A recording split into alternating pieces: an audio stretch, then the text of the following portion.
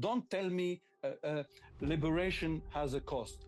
That is because somebody who lives abroad and has a comfortable life doesn't care about the price the people of Palestine have to pay. Yes, liberation has a price. Wait, you first. Who are you didn't want referring me to to? interrupt. I think you should You didn't want clarify me to for the interrupt you. audience. From abroad. You interrupted me, so you I'm didn't want me to interrupt. Are you referring to me, Jamal? Were you talking about me and my comfortable life? What do you know about my life? Well, this transmission is not about you. You don't have a comfortable life as someone who has. You don't have a comfortable life as someone who enjoys security and military coordination with Israel.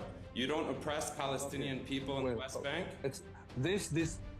This discussion is not about the PA. You are a leftist obsessed by your head. I'm not a leftist. I'm someone who has self-respect and who refuses to let you be divisive and dismiss what I'm saying, which is a cautionary. I don't care. Okay, let's get back onto the topic at hand. I want a ceasefire now. I want a ceasefire. You do not want a ceasefire. It's because you see the whole thing as a football match between Israel and Palestine. You want to have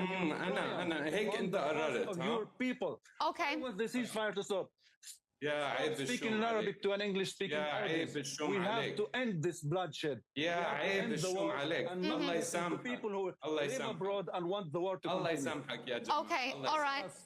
Okay, so respond to the point at hand there, Ahmet. We're not going to devolve into personal attacks, but to the salient points. He was attacking me by suggesting that I felt I had to defend myself from some leftist who doesn't care about the Palestinian people. How offensive. I'm going to move on. Okay, please do. The point is, Melinda, we're told there's no choice by people like Jamal, but to accept because of many reasons. But for nearly 2 years, we've all watched proposals come and go. Families in Israel have also watched their own government torpedo deals, the US torpedo deals, the vetoes at the UN. We know that the world is cruel and it's unjust, and that it is disproportionately against us. That said, Israeli soldiers have been killing Israeli hostages. If not by mistake, we've seen that they don't care about the hostages. At least the three of us can agree on that. The idea that Palestinians must accept this plan, this trusteeship, for Israelis to get their loved ones back is so cynical and coercive. It is leveraging civilian suffering at such a grave cost to extract some sort of political surrender. A real deal would exchange hostages and prisoners, and as Jamal mentioned, end the war, bring about a ceasefire, which everyone hopefully wants, including the Israelis. But it would do it without mortgaging, again, Palestinian sovereignty or dignity. Melinda, if there's a silver lining in this, it's that this sham exists because public pressure is working. I am here as, if you want to call me a leftist, Jamal, go ahead. If you want to call me someone who doesn't want a ceasefire, go ahead. I know what I want. I want to see more mass protests, strikes, flotillas, legal findings, diplomatic pressure, sanctions. That pressure must escalate, not be pacified by some board chaired by the man arming the war and advised by the man who helped destroy Iraq. Real peace is about equality and accountability. And you could learn something about accountability. It starts by enforcing the ICJ opinion. For example, you asked me what my alternative is.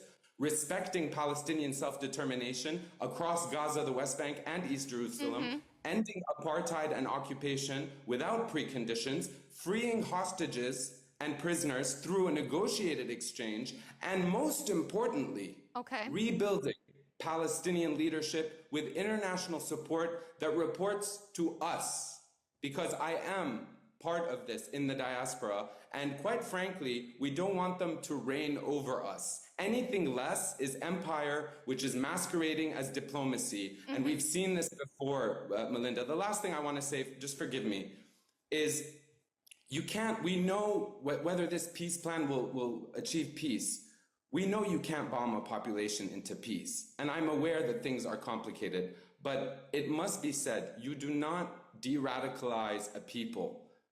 You do not de-radicalize a people and claim you will restore their rights when you have proven, the people involved in this supposed peace plan, that they've done the opposite for decades. There are so many other avenues to bring about not just a ceasefire, but liberation. And we were very close. Okay. UEFA was going to kick out Israel from UEFA.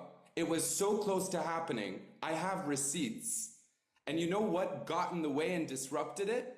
This peace plan. And that was well coordinated, well funded. And I don't know if you knew about that, but that is not going to bring about the dead back in Gaza. And it is not going to bring about freedom or dignity for Palestinians in Gaza. Okay. So let's not demonize Hamas. Let's reflect on ourselves, and maybe where you said you agreed with Khalil and then you didn't acknowledge or reflect on maybe how the Palestinian Authority, which I care about, but which I also criticize because they could be doing a lot better for their people. Okay, so